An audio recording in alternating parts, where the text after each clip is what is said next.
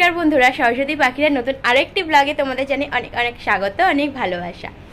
এখন ওই একটু বেলা হয়ে গেছে, সকাল থেকে ব্লগটা শুরু করিনি। আজকে সকালবেলা তো পড়াচ্ছিলাম, এই দরজাগুলো বন্ধ আছে বলে তার জন্য অন্ধকার অন্ধকার হচ্ছে। তো সকালবেলা তো পড়াচ্ছিলাম, পড়িয়ে তারপরে ভাবলাম খেয়ে এসেছে যেন, সকালবেলা পড়াচ্ছিলাম, পড়িয়ে তারপরে ভাবলাম যে ব্লগটা শুরু করি। আজকে তো ব্লগটা দিতে পারিনি, মানে কালকে ব্লগ করতে পারিনি বলে আজকে ব্লগ দেওয়া হয়নি। তো সেই জন্য ভাবলাম আজকে এখন থেকে ব্লগটা শুরু করে দিই ঘরে কাজকর্ম দিয়ে, নাহলে আজকেও ব্লগ করা হবে না। এমনিতেই আজকে দিনটা গ্যাপ হয়ে গেছে। তাহলে চলো তোমরা কিন্তু আমার ব্লগটা কন্টিনিউ করতে থাকো, আর জানিও আমাকে ব্লগগুলো আমার কেমন লাগছে আর কেমন হচ্ছে। চলো ঘরের কাজকর্মগুলো শুরু করি। রান্না তো হয়ে গেছে, কিন্তু রান্নাঘরটা পরিষ্কার করা হয়নি। রান্না করতে করতেই যেহেতু ওরা পড়তে চলে আসে, তার জন্য আর এই কাজগুলো করা হয় না, মানে করা হয় না। পড়ে টড়ে বাড়ি যাবে তারপরেই করব, তো সব একে একে করে ফেলি। একই রকম কাজ প্রত্যেক দিন দেখতে ভালো লাগে না বলো? কি করবো বলো তো, আমারও না একই রকম কাজ প্রত্যেক দিন করতে ভালো লাগে না।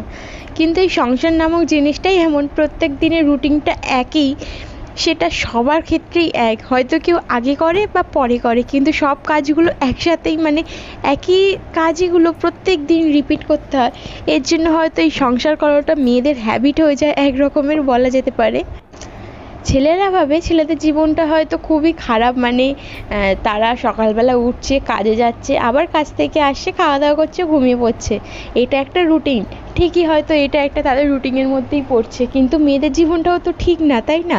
মেয়েদেরও তো সেই সকালবেলা ঘুম থেকে উঠতে হচ্ছে, রান্না করো, ঘরের সমস্ত কাজ করো, বাসি কাজগুলো ঘরের সারো, তারপরে যত জামা কাপড় থাকবে কাচো, জামা কাপড় গোছাও, ঘর ঝাড় দাও, ঘর মোছো।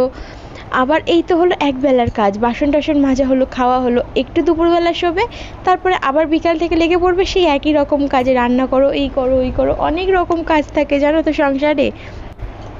বেঁচে থাকতে হলে জীবনটাকে রুটিনের মধ্যে নিয়ে আসতেই হবে, একটা লাইফটাকে সেট করতেই হবে।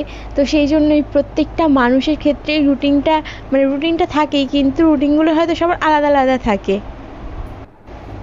আচ্ছা, তোমাদের কথা ভাবো, তোমরাও নিশ্চয়ই এরকম কাজ করো, সকাল থেকে ঘুম থেকে উঠে এরকমভাবেই কাজ করো। আমিও তো ঘুম থেকে উঠেই আগে আমার কাজ রান্না করা, তারপরে হচ্ছে ঘরে টুকটাক যে বাসি কাজগুলো থাকে সেইগুলো করা। না না, সরি, ভুল বললাম, রান্না করতে করতে পরে আমার টিউশনি, মানে স্টুডেন্টরা পড়তে চলে আসে, তো তাদেরকে পড়ানো, তারপরে ঘরে সমস্ত কাজ করা। এই পড়ানোর মধ্যিখানে আমি দুটো কাজ করি, একটা হচ্ছে আমার গনুকে খাওয়ানো, আর একটা হচ্ছে আমার ম্যাক্সকে খাওয়ানো। এই দুটো কাজই করি, আর কোনো কাজ করতে পারি না। তারপরে ওরা যখন বাড়ি যায়, তারপরে হাতে টাইম নিই এই ঘরের সমস্ত কাজ করে আবার স্নান করো, খাও, মানে প্রচুর কাজ থাকে বলতে গেলে। সবাই হয়তো ভাবে মেয়েরা ঘরে বসে থাকে, শুয়ে থাকে, আর কী বা করে মেয়েরা। অনেককে তো হয়তো শুনতেও হয় যে ঘরে থেকে কি করো, কিন্তু কেউ বোঝে না যে ঘরে থেকেও অনেক কাজ করা হয়। এই সংসার করাটাও একটা মুখের কথা না, এই সংসার করতে গেলেও ক্যাপাবিলিটি লাগে, যেটা প্রত্যেকটা মেয়ের মধ্যে বা প্রত্যেকটা মানুষের মধ্যে থাকে না। এই যে দেখো না, তোমাদের সাথে কথা বলতে বলতে আমার টুকিটাকি কাজগুলো হয়ে গেল। আর এরপরে আমি খাবো, সকালবেলার খাবারটা আমি 12টার সময় খাবো। এখনই 12টার মতন বাজে। আমি বললাম না, পড়ি টড়ি আগে ঘরের কাজকর্ম সেরে তারপরে খেতে বসি। ঘরের কাজকর্মগুলো না ফেলে রেখে খেতে ইচ্ছা করে না, তার জন্য ভাবি একেবারে কাজকর্ম সেরে নিই। কিন্তু কাজকর্ম করতে করতেও না অনেকটা খিদে পেয়ে যায়, তার জন্য হু করে সব কাজ করে নিয়ে তারপরে বসি খেতে। আজকে খাচ্ছি ওই দই খাচ্ছি, আমি নিজে ঘরে দই পাতি দই খাচ্ছি, আর চিয়া সিড দিয়ে শসা দিয়ে খাচ্ছি। এটা তো হচ্ছে এখন এত গরম পড়েছে, এটা তো পেটটা ঠান্ডা রাখবে, শরীরটাও ঠান্ডা রাখবে। আর আমাদের ঘরটা যেহেতু অ্যালবেস্টারের ঘর, প্রচণ্ড গরম পড়ে, তার জন্য একটু শরীরটা ঠান্ডা রাখা দরকার এই গরমের মধ্যে। দেখো, খাওয়াও হয়ে গেছে, এরপর স্নান করাও হয়ে গেছে। তা খেতে খেতে আমি যখন খেলাম তারপরেই আমি ম্যাক্সকে খেতে দিই, তারপরে স্নান করি। আর আমি স্নান করে তারপরে আমার গোপালকে খেতে দিই।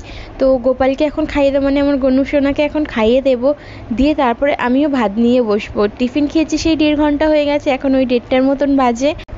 তো গনুর খাওয়া শেষ হলে আমিও আমার খাবারটা খেয়ে নেব।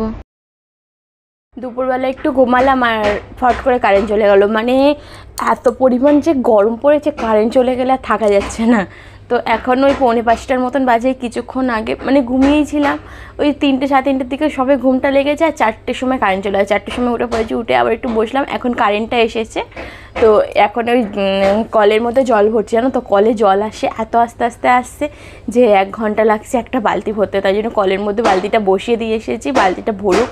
আর আমি সেই টাইমে একটুখানি গ্রিন টি খাবো এই বিকালবেলা। আজকে আমি প্রত্যেক দিন দুপুরবেলা গ্রিন টি খাই, মানে ওই ভাত খাওয়ার পরে আধা ঘন্টা 40 মিনিট পরে গ্রিন টি খাই, কিন্তু হচ্ছে আজকে ঘুমিয়ে পড়েছিলাম, ভাত খেয়েই সাথে সাথে ঘুমিয়ে পড়েছিলাম। তো সেই জন্য ভাবলাম এখন একটু গ্রিন টি খেয়ে নিই।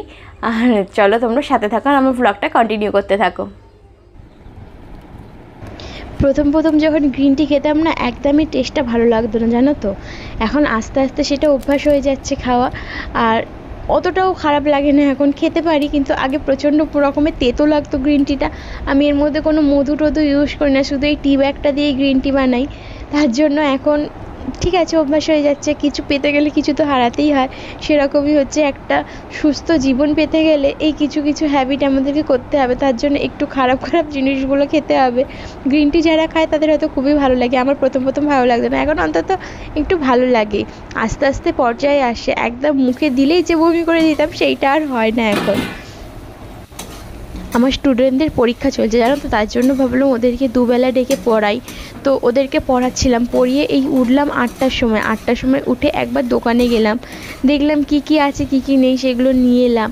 আর বর তো ছিল না যে বরকে পাঠাবো, বর থাকলে ওই করে দেয়, ও না থাকলে আমি করি, টুকটাক যা দোকান বাজার লাগে আমি করি। তো ঘরে এসে ভাবলাম এবার রান্নাটা বসিয়ে দিই, তখন ওই 9টার মতন বেজে গেছে। অলরেডি ম্যাক্সকে আর গনুকে খাইয়ে দিয়েছি, দিয়ে রান্না বসাচ্ছি। আমার বর আসে অনেকটা রাত্রির করে, তার জন্যই আমি একটু দেরি করেই রান্নাটা বসাই, যাতে একটু গরম থাকে। অনেকটা ঠান্ডা হয়ে গেলে না সেই শক্ত হয়ে যায় ওর জন্য। আর এইখানে একটু আজকে আলুর দম বানাচ্ছি, ও একা খাবে, আমি খাবো না, আমার খাওয়া হয়ে গেছে অনেকক্ষণ আগে। আমি এই কদিন ধরে একটু এরকম তেল জাতীয় খাবার অ্যাভয়েড করছি, একটু শরীরটা খারাপ আমার, তার জন্য আমি নর্মাল কিছু খেয়ে নিই, আর তারপরে বরের জন্য খাবারটা বানাই। আজকে বানিয়েছিলাম রুটি আর আলুর দম। এই যে আমার রুটি আলুর দমটা বানানোও হয়ে গেল। আর চলো তোমাদেরকে বলি, আজকের জন্য ভিডিওটা এখানেই শেষ করলাম, দেখা হবে কাল নতুন একটা ভিডিওর সাথে। তোমাদের যদি আমার ভিডিও পছন্দ হয়ে থাকে তাহলে অবশ্যই লাইক কমেন্ট ও শেয়ার করবে, আর চ্যানেলটা কিন্তু সাবস্ক্রাইব করবে। আর এই যে দেখো, এইখানে আমার গনু ঘুমিয়ে পড়েছে, ওকে মশারিটা খাটিয়ে দিয়েছি, আর ম্যাক্সও ওখানে বসে ওয়েট করছে। এখন প্রায় রাত অনেকটাই বাজে, 10:30 কি 11টার মতন বাজে। চলো সবাইকে